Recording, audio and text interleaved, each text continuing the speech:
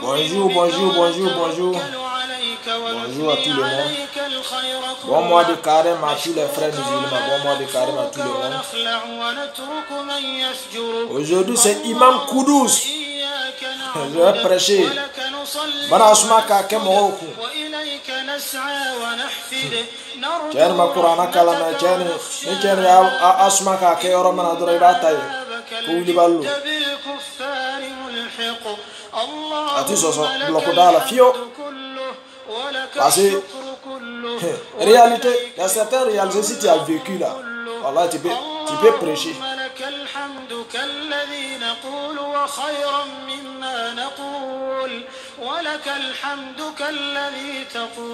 Avant de rentrer, aujourd'hui je vais parler d'un phénomène très ravageant qui est en train de, un phénomène qui est en train de vider l'Afrique de ses bras valides, Avant de commencer, avant de rentrer dans le vif du sujet, permettez-moi de saluer mon commandant Fof de Plaisance, de Plaisance, le grand taulier de Plaisance, le touré, le basketteur de Plaisance, Landry Gueye de Turin, tu es salué, Ami Dozo de Turin, Koulibaly Drissa de Turin, Sekou Guinde de Turin, Salaboré comme le bourgeois silencieux de Turin, Sambaré Abouchoko, mon vieux père, Mamoudou Sana de Vérone, le vieux père, le big de big, Madi Sakandé de New Call System, mon vieux père, vous êtes salué depuis votre position. Sans oublier Traoré Drissa de Plaisance, Traoré Adamo de Plaisance, Diarasuba, Chakoul de Plaisance. Ici, aujourd'hui, on va parler d'un phénomène, l'immigration clandestine. La Méditerranée qui a avalé tant de jeunes africains, tant de jeunes, beaucoup de jeunes africains, jusque-là n'est pas encore rassasié. Ici, je suis en train de parler d'un phénomène que les grandes personnalités, les grands journalistes, nos grands frères en ont déjà parlé. Mais j'ai l'impression que la jeunesse africaine n'arrive pas à comprendre. Tu as beau parler, mais les gens n'arrivent pas à comprendre. Parce que aujourd'hui, quand nous, tout récemment, vous avez vu plus de 135 morts. Je ne sais pas, il y a quel enfer en Afrique, et les gens fuient ça et se permettent de sacrifier leur vie en prenant des petites pirogues entassées à plus d'une centaine ou bien 200 personnes dans une petite pirogue gonflable. Chers frères et sœurs, l'Europe là, aujourd'hui, on n'a plus besoin de vous parler de l'Europe à travers la télévision, à travers l'internet. Pour celui qui veut comprendre, c'est que l'Europe est finie. Pour celui qui veut comprendre, c'est que l'Europe est finie. Parce que aujourd'hui, on ne peut rien cacher. L'internet, la télévision vous montre les réalités de ce que les gens vivent ici. Mais à quoi sert?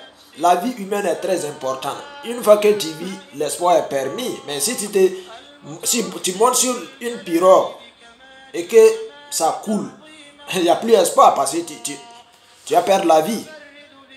Aujourd'hui, c'est un phénomène. Si tu parles, étant sur le terrain, les gens vont dire, mais toi tu dis l'Europe est finie, mais tu cherches quoi en Europe? Ce que vous oubliez, c'est comme quelqu'un qui est dedans. Le problème c'est quoi? Pas mal de gens ont envie de retourner aujourd'hui en Afrique, aller chercher à s'installer, aller chercher vraiment à trouver la solution. Mais quelqu'un qui quitte, c'est ceux-mêmes qui sont en Afrique qui découragent des fois les gens qui veulent le retourner. Parce qu'une fois que tu quittes ici, tu n'as pas trouvé la solution, tu rentres au pays les mains vides. Les gens, qu'est-ce qu'ils vont dire? Que mais lui là c'est un maudit. Mais les gens vous oublient qu'ici là on peut chercher et ne pas aller réussir en Afrique. Vous ne me direz pas le contraire, parce que vous-même vous voyez aujourd'hui les Européens même, de toute façon ils sont en train de descendre en Afrique, parce que l'Afrique est une terre pleine d'opportunités. plein d'opportunités, mais il faut connaître le terrain, il faut avoir un projet solide avec un minimum de moyens pour financer ce que tu veux faire. Quelqu'un aujourd'hui qui maîtrise le terrain en Afrique, avec 1 million, 2 millions, par exemple, l'élevage, tu peux commencer. Mais si tu veux commencer avec le gros que tu ne maîtrises même pas, même si c'est des millions, tu vas partir en faillite par rapport à quelqu'un encore qui maîtrise le terrain. Mais je n'arrive pas à comprendre que les jeunes laissent tout ça et puis ils montent sur une petite pirogue pour sacrifier leur vie. Mais quand tu regardes ça à la pause café avec les gens, mais c'est honteux. C'est honteux. Tu prends un pays comme la Côte d'Ivoire qui regorge plein de richesses. Un pays où les Burkinabés se sont fait vraiment de l'argent sauvagement. Tu prends un pays comme la Guinée qui est sauvagement riche. L'Afrique centrale, le Congo et consorts, tous ces pays-là sont sauvagement riches. Mais si les enfants de ces pays se permettent vraiment de monter sur une pirogue pour l'Europe, des fois, on a du mal à expliquer. C'est vrai qu'on a des dirigeants souvent qui ne font pas le boulot comme il se doit. Mais tout ça, c'est à qui la faute? C'est nous-mêmes, la jeunesse africaine. Parce que si nous, on ne sait pas aujourd'hui, c'est pour tel candidat. Lui là, c'est un pro tel candidat. Lui, c'est un pro tel candidat. On s'insulte. On ne fait que passer notre temps à se dénigrer, à s'insulter, à se tabasser. Une fois que ces derniers-là viennent au pouvoir, ils ne nous connaissent même pas. Ils viennent et remplissent leurs poches et puis ils disparaissent. Avez-vous déjà vu le fils ou bien la fille d'une autre personnalité sur Facebook prendre la défense de son père? Jamais. Tous leurs enfants là sont dans les grandes universités ici en Europe, aux États-Unis et consorts. Ils étudient, ils viennent encore pour nous gouverner. Ça nous maintenant de prendre conscience que si nous devons lutter, nous devons sacrifier notre vie, c'est pour une cause noble, pas pour un individu. La fois dernière, ils ont montré une vidéo à l'hôpital. Vous-même, vous avez vu, l'ampoule ne répondait pas. Il y avait un patient même sur la table. Ça, c'est des occasions pour sortir, manifester, pour qu'il y ait une amélioration des conditions de vie et des matériels à l'hôpital. Parce que c'est un lieu qui doit donner espoir à vivre. Pas un lieu. Si l'hôpital devient un mouroir, ça c'est grave. Ou bien une augmentation du prix des denrées alimentaires. On doit sortir massivement, s'unir pour lutter. Ça, c'est une cause noble. Mais sortir, je suis pro-tel candidat. Toi, tu es pro-tel candidat. Ça n'a pas de sens. Vous avez vu. Heureusement, qu'au Burkina, les candidats ont été un peu, je dirais, un peu responsables. Et la jeunesse a vite compris. Aujourd'hui, les candidats sont unis pour travailler ensemble. Mais une fois que les gens sortaient pour se massacrer, mais ce serait la déception. Prenez le cas en Côte d'Ivoire. Les candidats là, ils ont fait quoi? Aujourd'hui, ce n'est pas les mêmes là qui travaillent ensemble. C'est ceux qui ont perdu la vie qui sont morts cadeau. Ceux qui ont perdu la vie là qui sont morts cadeau. Donc, pour vous dire, aujourd'hui, laissons tomber les individus. Lutter pour une personne, pour la personnalité, la laissons tomber ça. Luttons pour une cause noble. C'est ça qui est très important. Si les candidats, les politiciens même arrivent à comprendre que le peuple a compris leur stratégie, vous verrez même qu'ils vont bien travailler. La Méditerranée, c'est pas là. Aujourd'hui, franchement, l'Europe, si c'est pour venir et bosser, étudier, je ne dis pas non.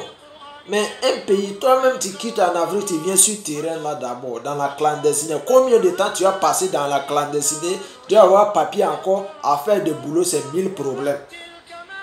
Vous-même, vous voyez le taux de chômage, que ce soit en Italie, en France, en Allemagne. Bon, en Allemagne c'est très faible, mais reconnaissons tout simplement que l'Europe, ça ne fait plus rêver. Les gens qui ont des papiers à Château-Rouge, ils ne font que griller maïs pour vendre. Des vendeurs ambulants. La majorité, ils ont des papiers. C'est pour vous dire tout simplement, chacun peut réussir chez lui. Le rêve de tout un chacun, nous qui sommes ici là, c'est un jour, chacun est mieux chez lui. Chacun est mieux chez lui.